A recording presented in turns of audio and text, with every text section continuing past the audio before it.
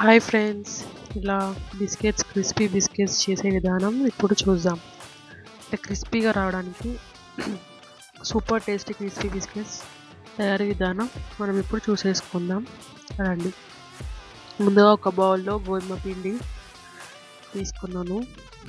అదే కప్పుతో ఇంకొక బౌల్ గోధుమ పిండి, ఒక కప్పు షుగర్, ఇంకో హాఫ్ కప్ షుగర్, ఇది వేసుకొని రెండు కలిపి మిక్సీ పట్టుకుందాం. దానిలో 2-4 యాలకులు వేసుకొని పౌడర్ మిక్సీ పట్టుకోవాలి. మిక్సీ పట్టుకున్న షుగర్ పౌడర్ని గోధుమ పిండిలో వేయాలి. రెండు గోధుమ పిండిలో వేసి కలపాలి.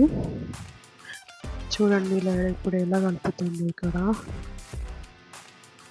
ఇలా బాగా పిండి షుగర్ పౌడర్ రెండు